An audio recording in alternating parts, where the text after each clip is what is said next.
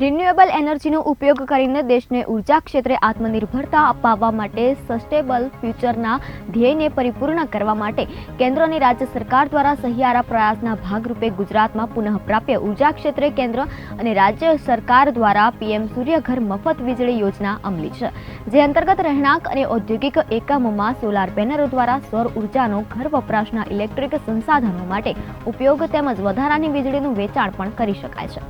રાજ્યના નાગરિકોને ઓછી કિંમતમાં વૈકલ્પિક ઉર્જા ઉપલબ્ધ થાય તથા પર્યાવરણની દ્રષ્ટિએ આશીર્વાદ સમાન પુનઃપ્રાપ્ય ઉર્જાનો વ્યાપ વધારવા અનેક પ્રયત્નો કર્યા છે। સરહદી જિલ્લા બનાસકાંઠાએ દેશનું પ્રથમ સરહદી સોલાર વિલેજ તરીકેનું બહુમાન સુઈગામ તાલુકાના મસાલી ગામને અપાવ્યું છે। કુલ 800 વસ્તી ધરાવતું મસાલી ગામ પાકિસ્તાન બોર્ડરથી 40 કિલોમીટરના અંતરે આવેલું છે। જિલ્લા વહીવટીતંત્રના પ્રયત્નોથી આ ગામ સંપૂર્ણ સોલાર આધારિત ગામ બન્યું છે। ગામના કુલ 119 ઘર પર સોલાર રૂફટોપ લગાવવામાં આવ્યા છે।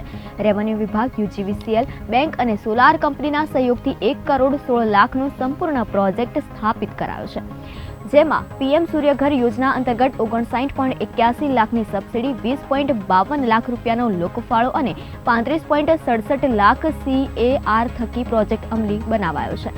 આજે અહીં 119 ઘરોમાં કુલ 225.5 કિલોવોટ વીજળી પ્રાપ્ત થાય છે, જે દરેક ઘરની જરૂરિયાત કરતાં વધારે છે।